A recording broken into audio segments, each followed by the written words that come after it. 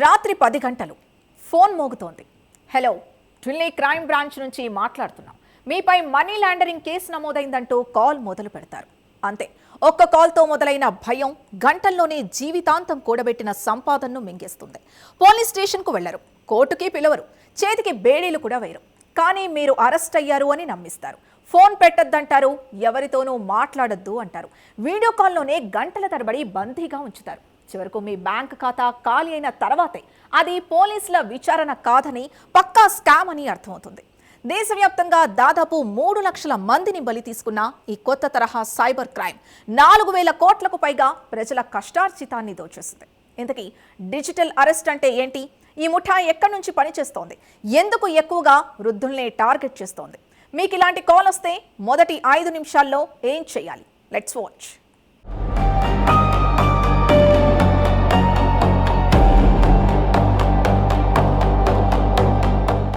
నేరస్తులు కాలనీకి తగ్గట్టు తమ నేరాల రూపాన్ని మార్చుకుంటున్నారు. ఒకప్పుడు ఇంటింటికి తిరిగి మోసాలు చేసేవారు, తర్వాత బ్యాంక్ కాల్స్ పేరుతో మోసం చేసేవారు. ఇప్పుడు అత్యాధునిక టెక్నాలజీని ఆయుధంగా మార్చుకుని చట్టాన్ని, ప్రభుత్వ సంస్థల పేర్లతో ప్రజల భయాన్ని పెట్టుబడిగా మార్చుకుంటున్నారు. ఈ మోసం ఎంత ప్రమాదకరంగా మారిందంటే దేశంలో ఇప్పటి వరకు దాదాపు 3 లక్షల మంది దీని బారిన పడ్డారు. వేల కోట్ల రూపాయల క్షణాల్లో మోసగాళ్ల ఖాతాలోకి వెళ్లిపోయాయి.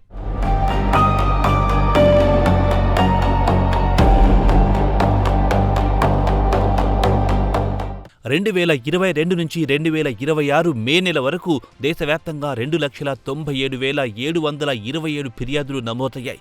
ఈ 4 ఏళ్లలో ప్రజలు కోల్పోయిన మొత్తం 4,057 కోట్ల 70 లక్షల రూపాయలకు పైగా ఉంది. ఇది కేవలం ఫిర్యాదు చేసిన వారి లెక్కలు మాత్రమే. సిగ్గుతో, భయంతో లేదా పరువు పోతుందనే ఆందోళనతో ఫిర్యాదు చేయని బాధితులను కలిపితే అసలు నష్టం ఇంకా భారీగానే ఉండే అవకాశం ఉందని అధికారులు చెబుతున్నారు.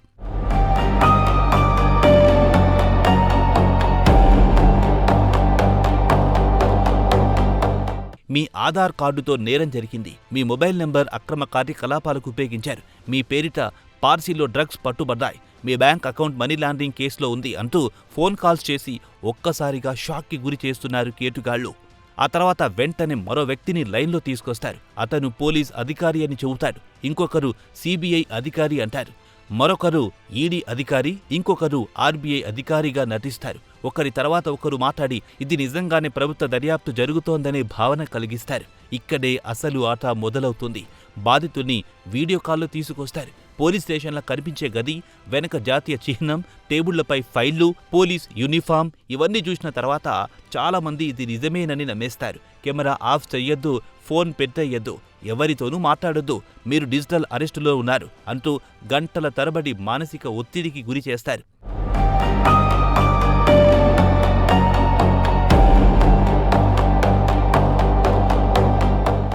భయపడిన వ్యక్తి ఆలోచించే శక్తిని కోల్పోతాడు. తన కుటుంబ సభ్యులతో మాట్లాడాడు, స్నేహితులకు చెప్పాడు, బ్యాంక్ అధికారిని కూడా సంప్రదించాడు. ఎందుకంటే రహస్య దర్యాప్తు జరుగుతోంది, ఎవ్వరికైనా చెబితే వెంటనే జైలుకు వెళ్తారు అని నమ్మేస్తారు. ఇదే మోసగాళ్ల కావాల్సిన పరిస్థితి. ఆ తర్వాత అసలు లక్ష్యం బయటపడుతుంది.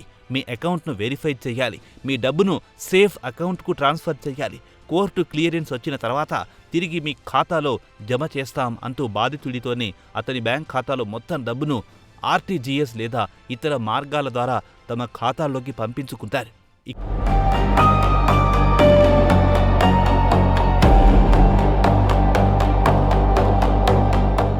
ఇక ఈ స్కామ్లో ఎక్కువగా లక్ష్యంగా మారుతున్న వృద్ధులు, జీవితాంతం ఉద్యోగం చేసి దాచుకున్న డబ్బు, retirement benefits, pension savings, fixed డిపాజిట్లు ఇవే మోసగాళ్ల టార్గెట్. ఎందుకంటే వృద్ధులు చట్టమంటే గౌరవం చూపిస్తారు.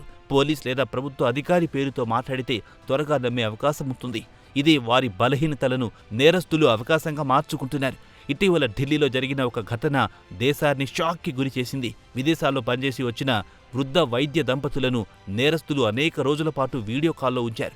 మనీ లాండరింగ్ కేసుతో మీరు నీతులంటూ భయపెట్టారు. చివరకు వారి జీవితకాల పొదుపుపై దాదాపు 14,85 లక్షల రూపాయలను విడతల వారీగా తమ ఖాతాలో ట్రాన్స్ఫర్ చేయించుకున్నారు. నిజం తెలుసుకునేసరికి ఖాతాలు ఖాళీ, జీవితకాల సంపాదన అంతా మాయమయ్యింది.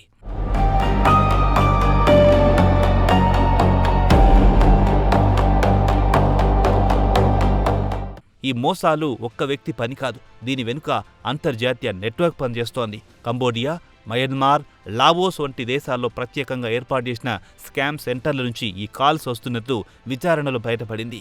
అక్కడ వందలాది మంది ఒకేసారి భారతీయులకు కాల్స్ చేస్తుంటారు. వారి దగ్గర భారతీయుల వ్యక్తిగత వివరాలు, ఆధార్ నంబర్లు, మొబైల్ నంబర్లు, బ్యాంక్ సమాచారం అన్నీ ఉంటాయి. అందుకే వారి మాటలు మరింత నమ్మదగినట్టుగా అనిపిస్తాయి. వాట్సాప్, సిగ్నల్స్, టెలిగ్రామ్ వంటి యాప్లను ఎక్కువగా ఉపయోగించడం కూడా యాదృచ్ఛికం కాదు. సాధారణ ఫోన్ కాల్ కంటే వీడియో కాల్లో భయం ఎక్కువగా కలుగుతుందని, బాధితుడిపై పూర్తి నియంత్రణ సాధించవచ్చని నేరస్తులకు తెలుసు. అందుకే గంటల తరబడి వీడియో కాల్లో ఉంచి బాధితుడి ప్రతి కదలికను గమనిస్తూ అతనెవరితోనూ మాట్లాడకుండా చూస్తారు.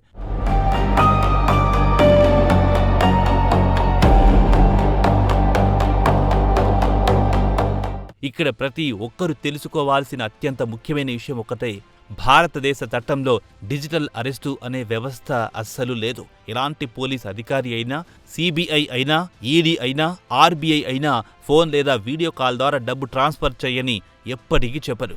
కేసుంటే చట్టపరమైన నోటీసులుంటాయి, సమన్లుంటాయి, కోర్టు ప్రక్రియ ఉంటుంది. కానీ వీడియో కాల్లో బందీగా పెట్టే వ్యవస్థ ఎక్కడా లేదు. ఎవరికైనా ఇలాంటి కాల్స్ వస్తే మొదట చేయాల్సిన పని భయపడకపోవడం. వారు ఎంత పెద్ద అధికారులమని చెప్పినా, ఎంత ఒత్తిడి చేసినా వెంటనే కాల్ కట్ చేయాలి. కుటుంబ సభ్యులతో మాట్లాడాలి. దగ్గరలోని పోలీస్ స్టేషన్ను సంప్రదించాలి. అధికారిక హెల్ప్ లైన్కు సమాచారం ఇవ్వాలి. బ్యాంక్ అకౌంట్ వివరాలు, ఓటీపీలు, యూపీఐ పిన్, పాస్వర్డ్స్ వంటివి ఎట్టి పరిస్థితిలోనూ చెప్పకూడదు.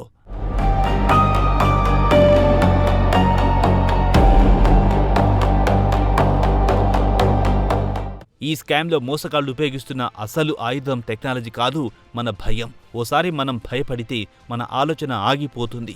అది వాళ్ళ విజయం. కానీ ఒకసారి ప్రశాంతంగా ఆలోచిస్తే వాళ్ళ అబద్ధాలు ఒక్కొక్కటిగా బయటపడతాయి.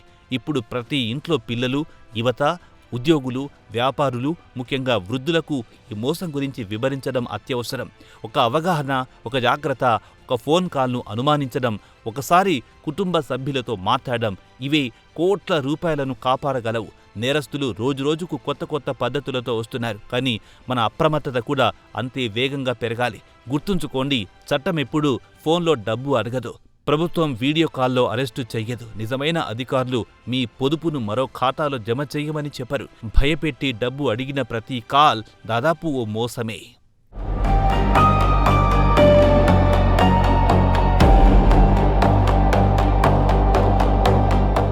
ఒక్క క్షణం అప్రమత్తంగా ఉంటే జీవితకాల సంపాదన సురక్షితంగా ఉంటుంది.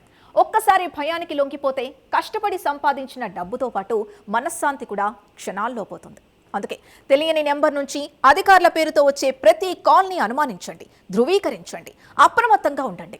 ఎందుకంటే నేటి నేరస్తులు తలుపులు పగలగొట్టి ఇంట్లోకి రావడం లేదు, మీ ఫోన్లోకి వస్తున్నారు.